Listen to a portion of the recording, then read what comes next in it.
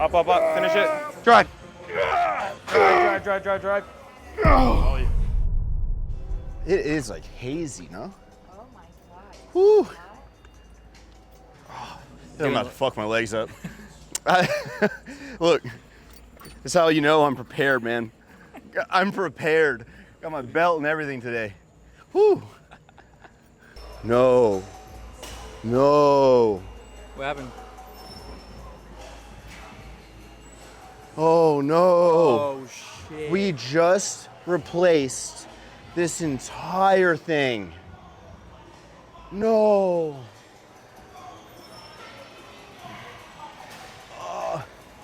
Why do I feel like it was this thing? I feel like it was this. The amount of mirrors that we've cracked and had to replace. Whew. Be a gym owner, they said. Own a gym for the people. Damn. Wow, this is probably like 300% humidity today. Yeah. Love it. It said heat warning too. I've never seen that on my app before. We are working out with somebody I've never met before actually in person, or really like talked too much, but I've heard of him and like I know who he is. I've kind of kept up with his content and he's kind of like had a lot of attention on him honestly in the last few years. And I'm really excited to kind of get to know him at like a deeper level and just, yeah, it's crazy. Like I Googled his age. I thought he'd like maybe like 23, 24, but he's actually 21 years old. And to be 21, and I already know like he's been around for a few years, like in the industry.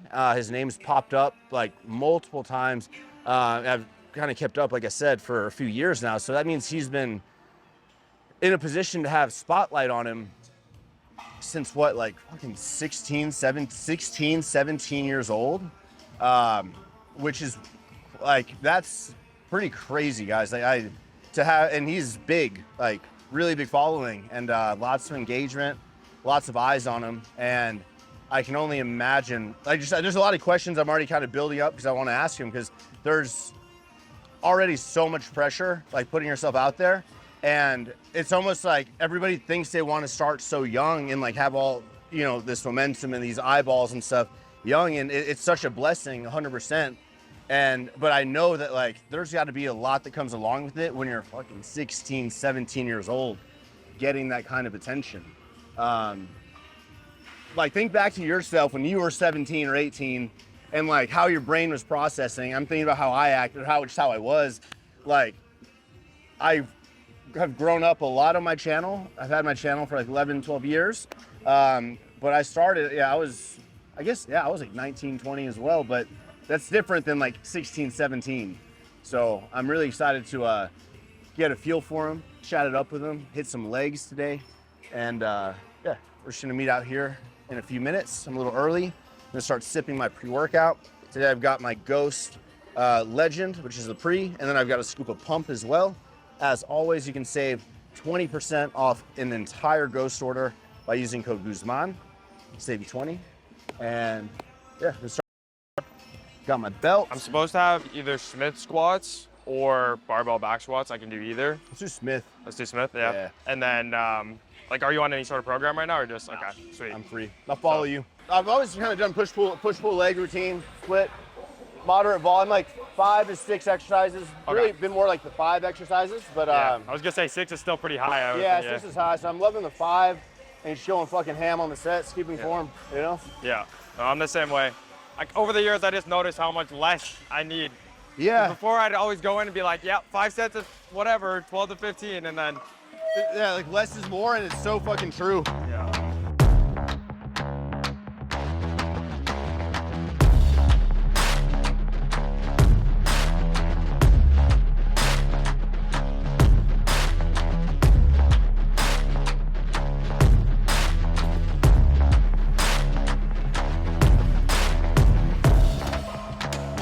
I was telling my camera before you came up, like, I can't imagine the fucking pressure at 16, 17.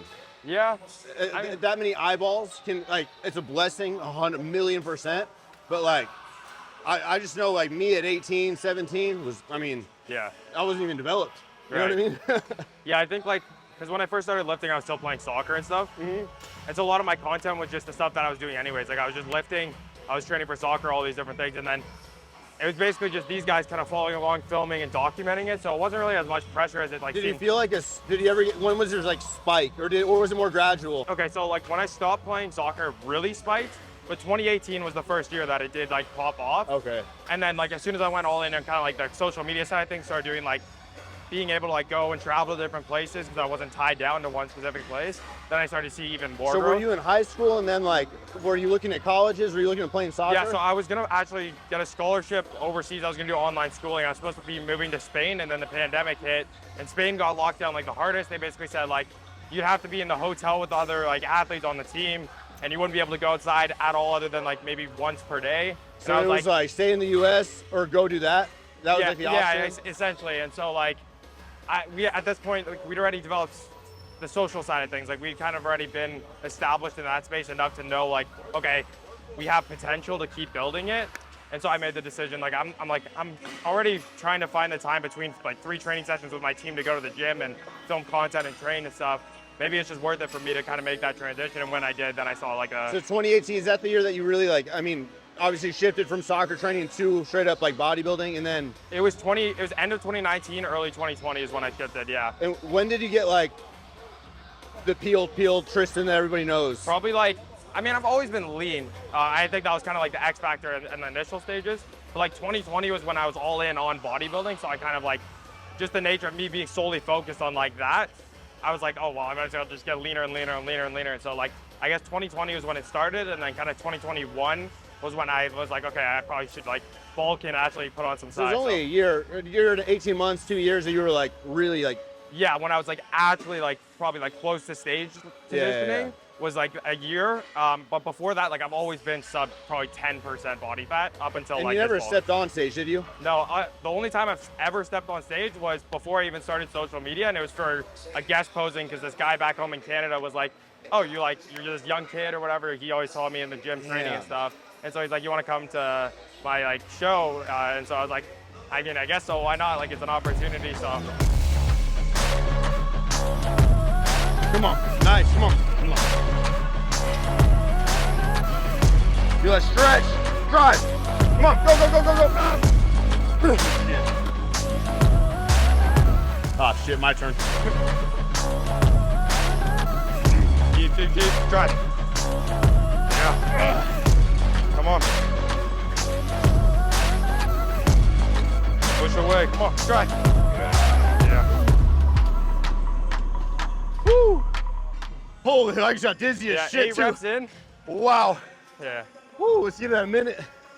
It's funny, I'm actually like, I hate saying carnivore because I'm such an IFIM, like, I know. I'm such a science dude, but I have been like really kind of shifting a lot of fats into my diet. Yeah. Carbs only around the workout. Yeah. Bro, my skin, I'm feeling good. Yeah. But it's like, I don't want to get my body used to this shit, so I need the carbs. Yeah. You know what I mean? I mean, it's one thing if you're just like, you're not going into a prep when your full focus is your training and stuff.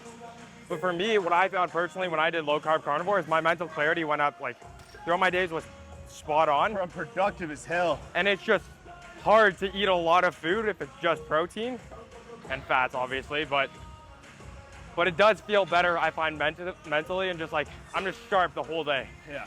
Now, whether or not that's a good thing, I don't know, because it could be like a fight or flight response. It's good for work, I'll tell you But that. if you're trying to like work like you do, 'cause you work like a madman. Because if I had that bowl of oatmeal in the morning, bro. Yeah, woo, yeah. I'm back on the couch, you Yeah, know what I for mean? sure, 100%. But carbs around your training obviously helps facilitate recovery, keeps your glycogen stores higher overall. I can never do a prep without carbs, I'll say that. Absolutely, yeah. Especially when you're trying to keep tissue on. Like if you're training suffering and you're used to having the carbs in your diet and you just pull them right out, you're gonna see major strength drops, you know what I mean? I can tell, like, my video here, I could tell this motherfucker knows his shit.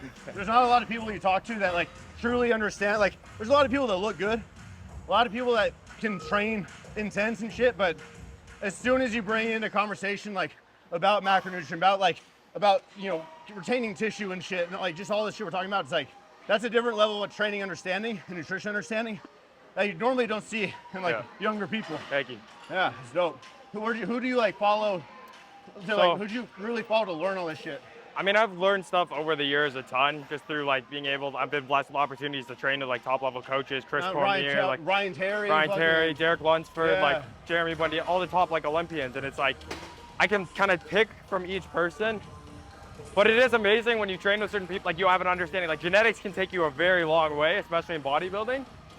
So over the years, I've always had a research mind. Like I'm always searching to figure out like something new, and almost use my body as like a experiment to see what works and what doesn't work. And then I think that's where a lot of people mess up, is that they take one study from here or a bunch of studies from one person. And obviously the studies aren't the end all be all. Like it's a pool of people, so different people are gonna experience different things. So if you don't experiment for yourself and see what works, then you're not gonna get the best outcomes. But recently, since I started the bulk, I've been working with Jared Feather and Mike Israel from RP. Dr. Mike.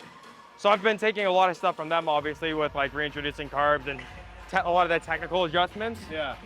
And I've been able to make a lot of progress. But I just try to consume as much information as I can and then decipher it based off of what I know and what I experience with anecdotal experience. That's dope. That's dope. You focus. You try not to pull here. I really try to almost like not use. It's hard. It's hard to not use your hands. Like I want to be pulling my hips into the pad, not my hands. Yeah. You know what I mean? Because I don't want my hips to just shoot up and then like, yeah, but so try to like pull this down so that you're like almost bracing your core and this pelvic tilt into the machine. There you go. All the way through. One more, I'm with you. All the way through. Resist, resist, resist. Yeah. Did you get like a lot of shit for staying so lean? What do you mean? Like on social media? Did you get social media? Yeah, I mean, What was like the like to dislike like? Oh, on YouTube? Yeah. Oh no, I never got like that much hate for it. Especially because I was still pretty high functioning considering how lean I was. Yeah. Probably like, I mean, most of my videos were like still 97, 98% like to dislike ratio. So, but I know like when I came out of it and I expressed like, okay, well maybe I stayed in this like lean zone for too long versus just like kind of cycling in and out of it of like getting lean and bulking up, getting muscle and stuff. And I expressed like, oh, like my sleep started going down, and then people are like, well, you shouldn't have been spreading that. And I'm like, well, up until like a month before I stopped the like cutting or whatever, getting leaner and leaner and leaner, I was still functioning pretty high level, and I've always functioned pretty high level at a lean.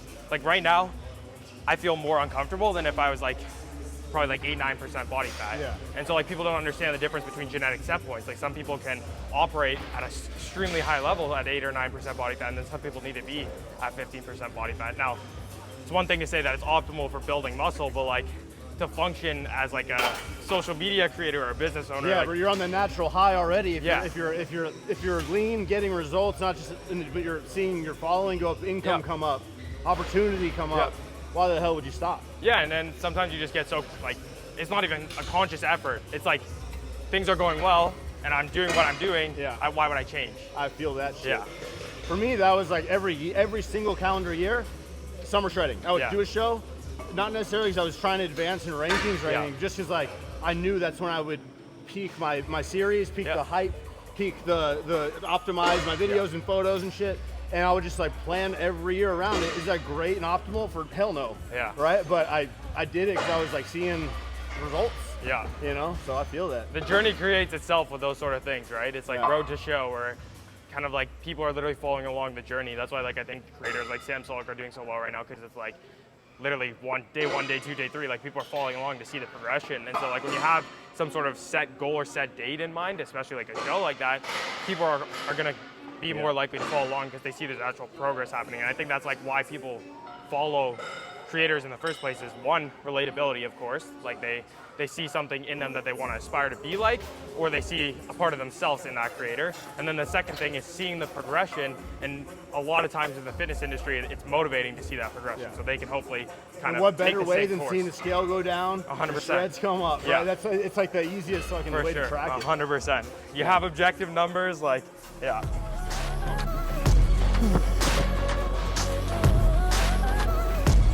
Come on. Go. Try.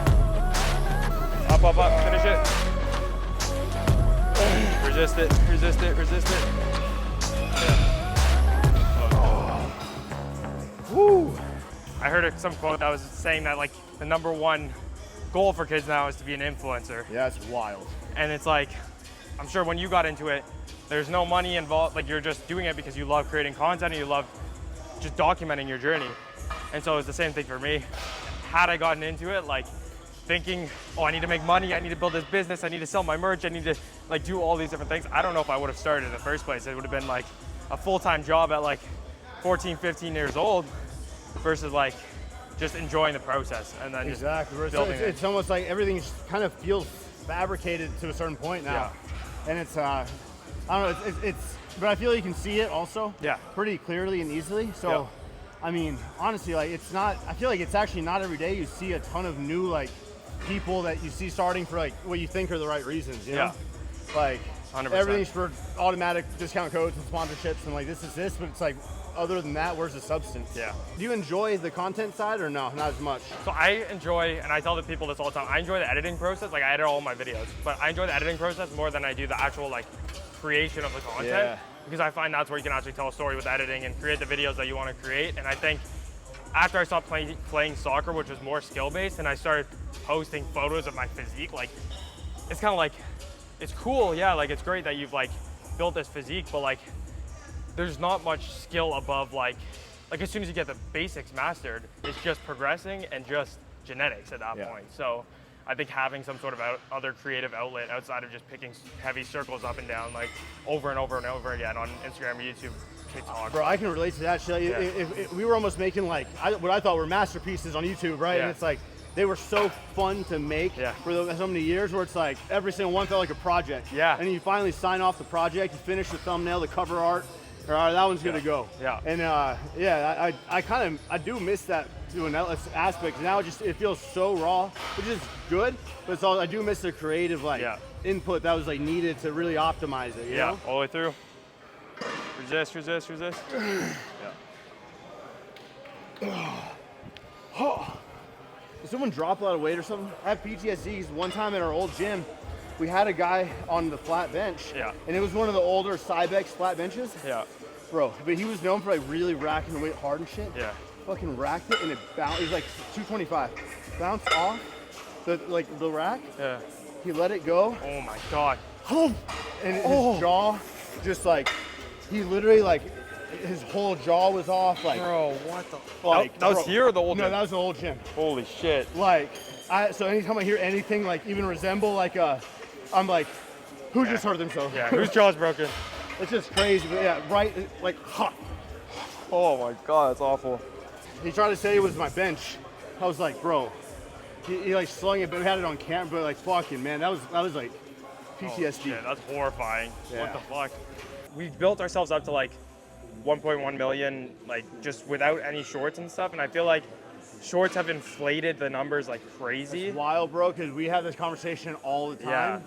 That's crazy. And I don't want it to turn into like TikTok or Instagram where it's like you see people with like these millions and millions of followers and you just don't know who they are. Yeah. Which is like, but it's tough because it's like, yeah, there is benefit. Like people are making careers off of shorts, and I don't like discredit short form content. It's just, it's an art in itself. But like when they're combined into one particular platform, it just makes it. I hate how when you go to subscriptions, it shows you the full length and the shorts. I know. Hate it. And on your phone, the shorts will take up the entire Yep. screen. The YouTube videos don't. Yep. So it's like, You can't even find like you can't find the subscriptions to the actual YouTube content anymore. I know. Man. I know, it's sad. At the end of the day, I always just come back to like, it's a blessing to be able to do like what you love to do, and then be able to make a living out of it. And I mean, you've taken If it all to we have to do is adjust, yeah, then so be it. Yeah. You know? could be in a lot worse positions for sure. But What do you think you'd be doing if soccer didn't work out? If the social, like, did you have like architect? Did you have any? I like, wanted, so I mean, when I was young, that's funny that you say that. When I was really young, architect was the first thing that came to my mind. As I got into like more sports and stuff, I've always kind of loved like figuring out like what your body's capable of. So I was already considering going into Kinesiology and that exercise kind of science, yeah. And I've always still thought about it. Like, could I just go back and if I really wanted to like kind of pursue that sort of thing, then I think I could because like, I have like the work ethic to get through like the academic side of things. I've always been kind of that, and I'm already kind of doing that stuff. It's just towards stuff that I want to learn about. So I think had I not done like bodybuilding or soccer, it probably would have been going and getting like an exercise science degree. Yeah. You know, Jeff Nipper's he's just investing into all his own equipment, Yeah. so he can start like actually like doing to start doing new studies and shit. I'm like, that's like a perfect example of like your passion will always like succeed any route that you think you're chasing. 'Cause it's like you always come back to that. Yeah, for sure. And that's what you're always going to do best at because you're going to dedicate the most amount of time to it. Like, what's the thing that keeps you up at night? You know what I mean? That's what. Yeah. That's dope. Yeah. For me, it was architect. It was architect, then it was kinesiology. Then I was like, ooh, what about health and fitness management? Yeah. And then slash business, and then drop out. So Yeah. it kind of led to this. So Yeah. Well, I mean, I'm sure even in building out the gyms and stuff, you get your own like little, you get all these different projects that you get to work on, whether it's business related or just for yourself. So it always finds its way back in. Yeah. Yeah. Holy shit.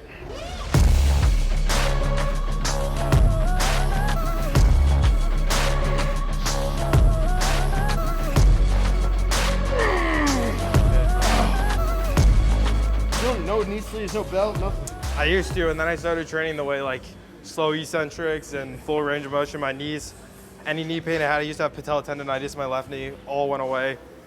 So I'm working out with a 21-year-old today, so I'm gonna knee sleeve it up, bring my belt and everything, bro.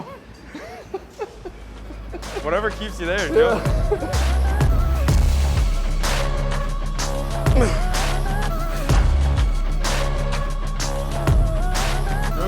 Come on. Got one more big breath.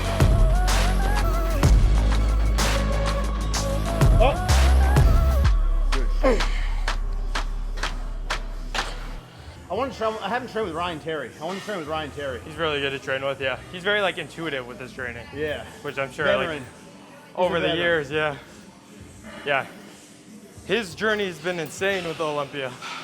All the years until now. And it was out of the blue. It's kind of wild. 'Cause like, I mean, he was just as conditioned years before. Yeah. You know what I mean? And it shows like, I don't know, men's physique is definitely, how can you go from that drastic, like, is it because you built your back and changed the pose? If it's true, like that small difference can really make you climb 9 rankings, that's wild. I know. I mean, I think, people are saying, this is just online, but subtle adjustments like posing straight on versus trying to do the side shots.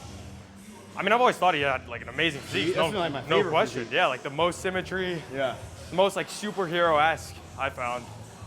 And it's like almost picture perfect versus like, you get guys like, whether it's C-Bum or, Jay had like not straight lines in his quads, like things like that where it's unique, but it's not like perfect. There's an art in itself. So Ryan's like the picture perfect superhero physique. Dude. Yeah.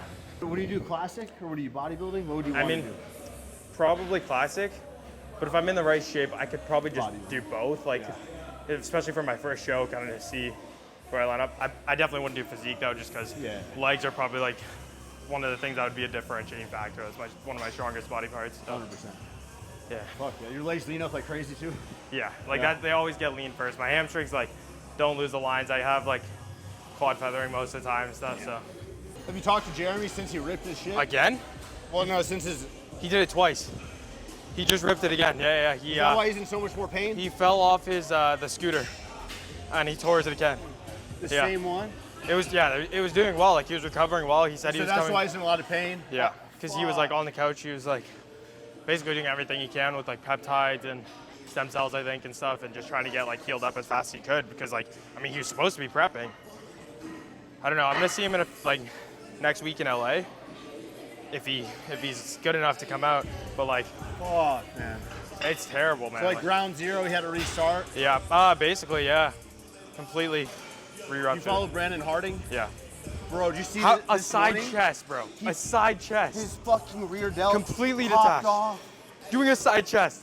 Like it's one thing if you're like doing some crazy shit, like, but doing a side chest, like you're literally just practicing your poses. If it popped off, he's not competing. No. Like, C-Bum he tore his bicep before, like the night before Olympia, but like if that pops off, you can't hit any back. Yeah. You can't do a back double by. I mean, I would think any sort of elevation, like any of Yeah. this would hurt too. It's not. And that's going to be a decent recovery time, I would Yeah. think.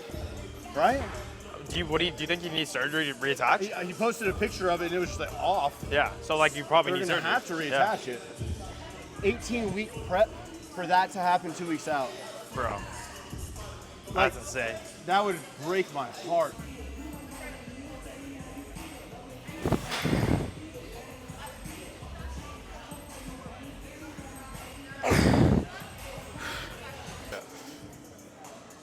Does that feel stable enough or no? Yeah.